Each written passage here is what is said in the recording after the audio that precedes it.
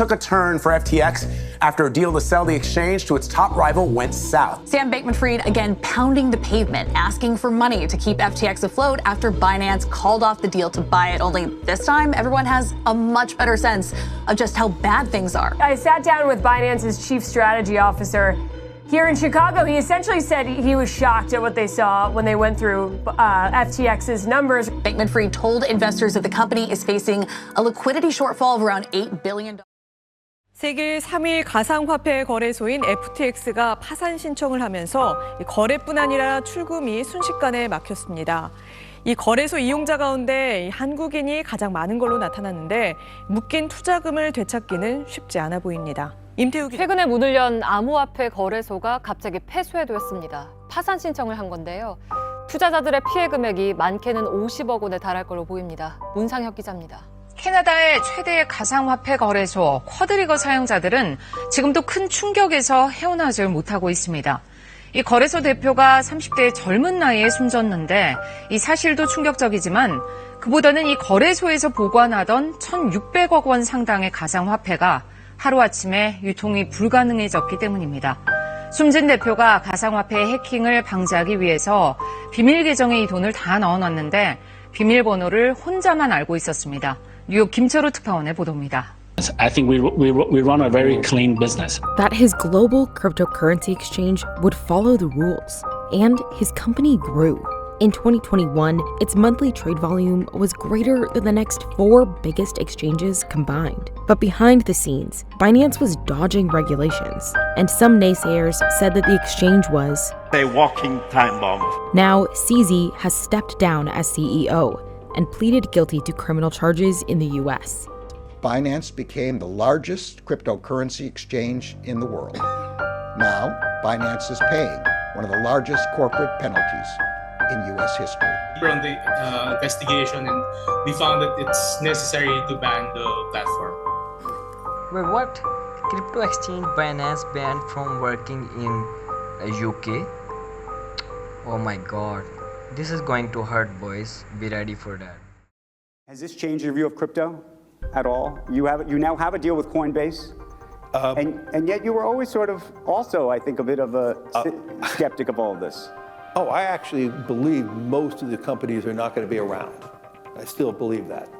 I do believe because they're now real. They're frauds. They're what?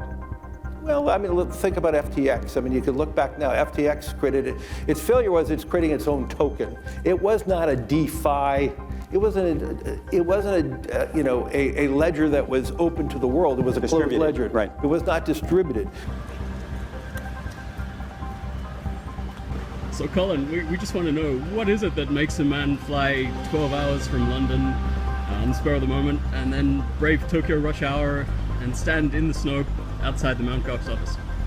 Well, they haven't answered anybody's support requests. They seem to have just taken people's money. They've taken my money. Right. I'm kind of pretty annoyed about that. So I thought I'd come here, try and find out what's going on, hopefully speak to the CEO or speak to someone who knows what they're doing. Have you made any...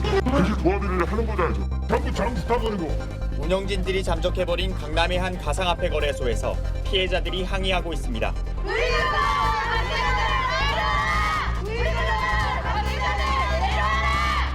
경찰의 검거 현황만 따져봐도 이 같은 가상화폐 거래소 관련 피해는 폭발적인 증가 추세입니다.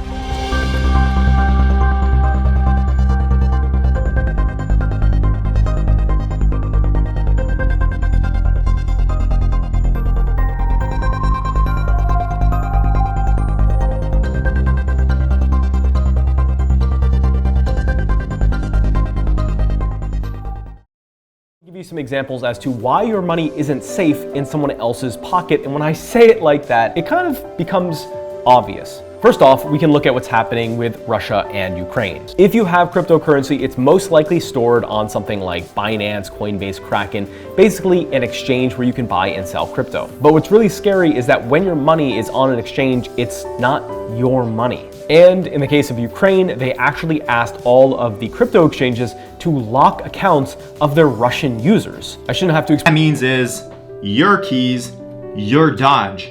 When using exchanges, it is so frustrating to not even be able to withdraw our own funds. I don't know if this has happened to you. Please let us know in the comments.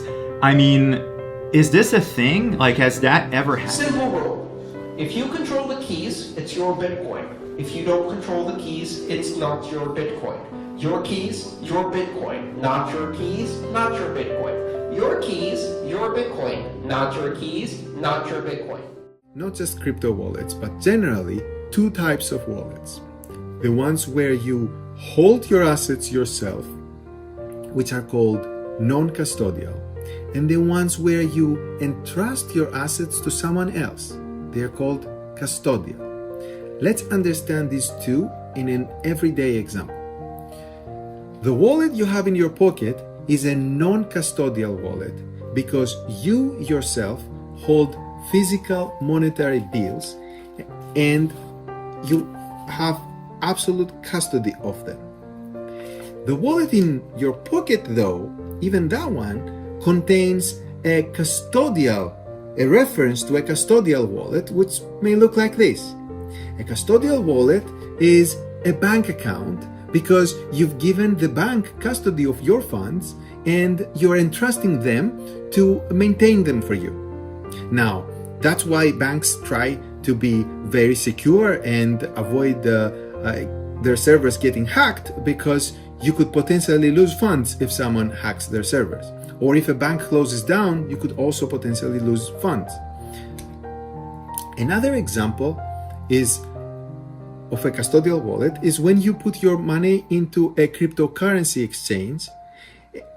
And the way that it works is that, at least for centralized ones, you give them custody of your funds and then they help you make transactions inside. Now, if the exchange gets hacked, you may lose assets, which is something that has happened in the past. Traditionally, people keep large amounts of money in custodial wallets, for example, bank accounts, and smaller amounts of money in non-custodial wallets, for example, in their pocket or under their mattresses or wherever they like to put them. That's because there was, until the cryptocurrencies came along, no other option.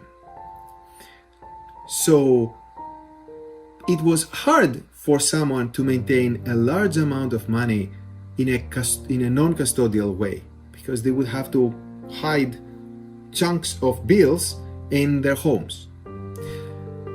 Now, with cryptocurrencies, it's the first time in the history of humanity where a single individual can hold a large amount of money by themselves without giving custody of their funds to any intermediaries. And here's how it works. A crypto wallet is essentially constructed using a secret password that is called private key. This private key is necessary to make any transfers out of the wallet. Therefore, if a user keeps their private key to themselves, no one else can touch their assets. This has one drawback though. If the user forgets their private key, there is no way for them to access their assets anymore. There is no bank customer support line that they can call to ask for a password reset, or there's no branch to go and visit with 2 forms of ID and prove that they should have access to those assets.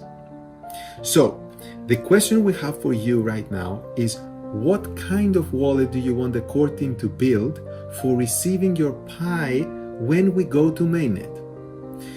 Your feedback will help us design a wallet that fits the needs of most pioneers